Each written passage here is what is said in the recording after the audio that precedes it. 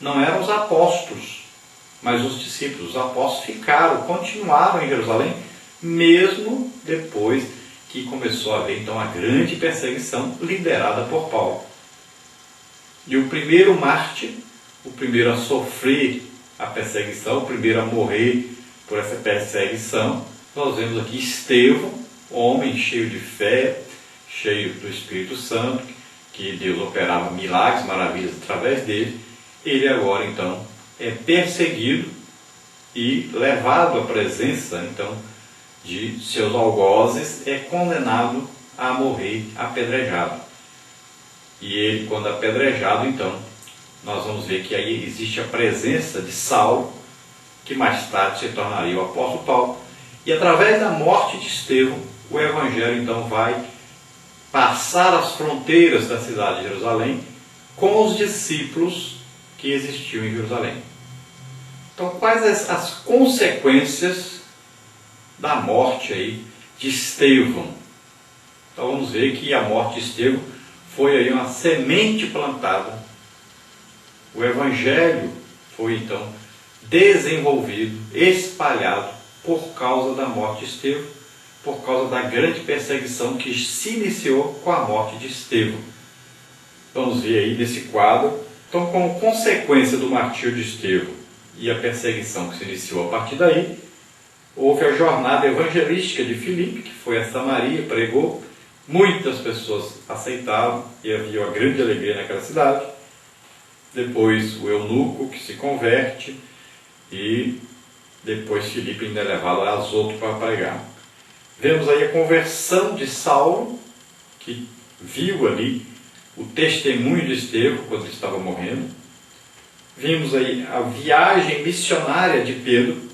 Pedro vai até Cornélio e prega o evangelho a Cornélio e sua família, além de, antes disso, ter ido até aí Samaria e levar ali a oração para que eles pudessem ser batizados com o Espírito Santo.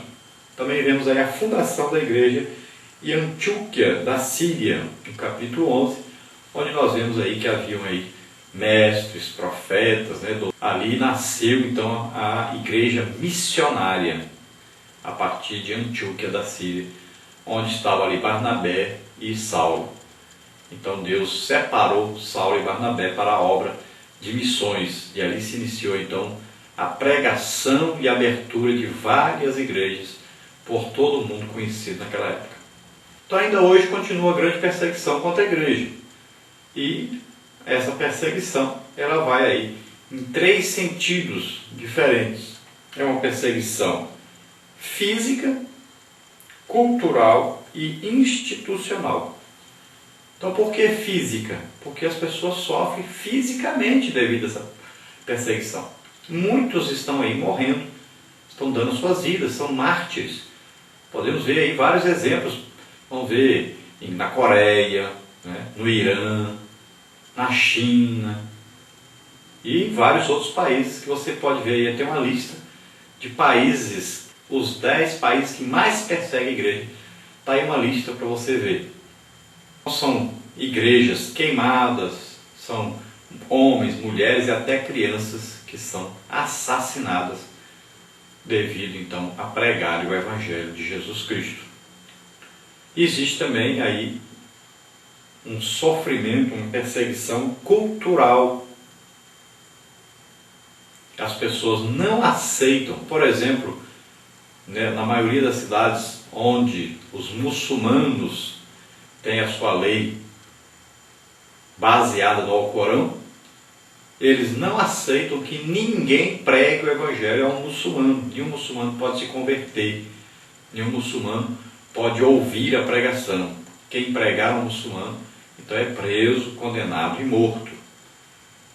Então a cultura, né, não pode ser aí. Os pais também entregam até os seus filhos, se descobrirem que seus filhos se tornaram cristãos, devido então a essa cultura que eles têm, essa religião que eles já têm, que vem dos seus pais. E também uma cultura política, né? A maioria desses países então tem na sua constituição que eles são muçulmanos e não querem de maneira nenhuma qualquer outro tipo de religião em seus países. Então os cristãos são perseguidos nos colégios, nos empregos, na sua vida, em toda a sua totalidade. Eles são perseguidos.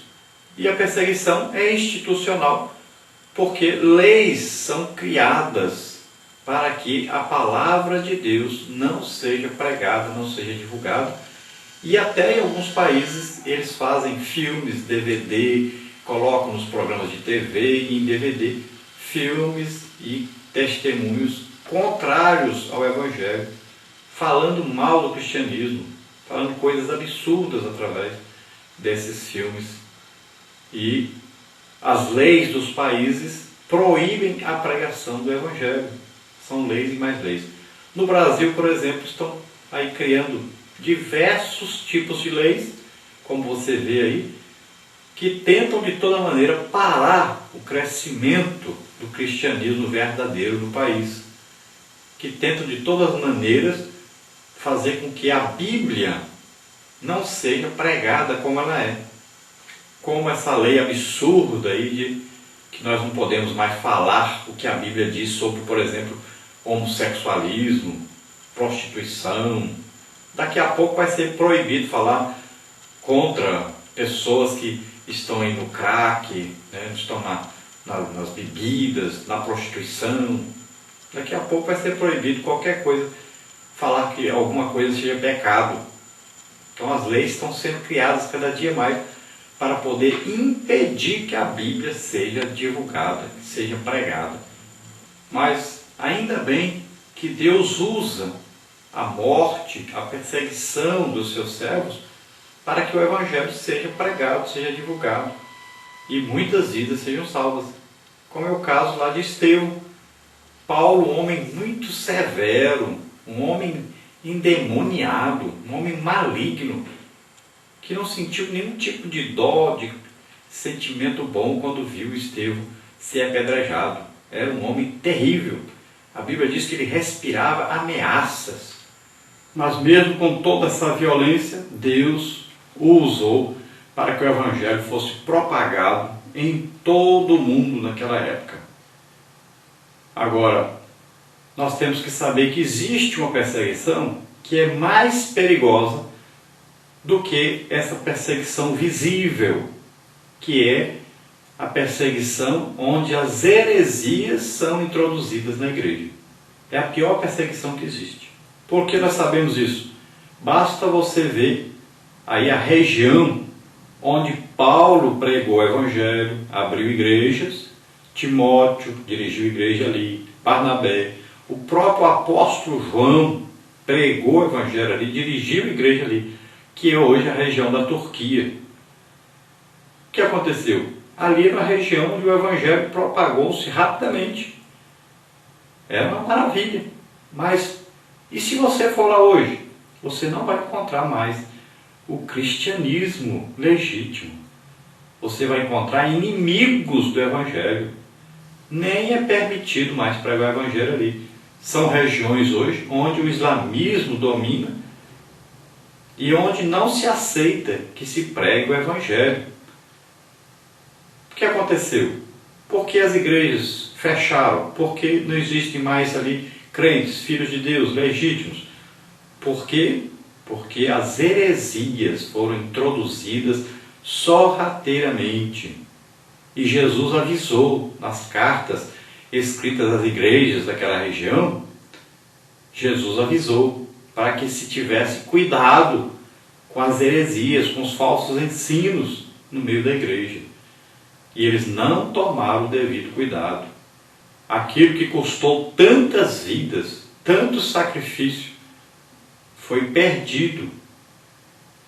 Não foi totalmente perdido, porque aquelas pessoas que morreram crentes ali estão no paraíso.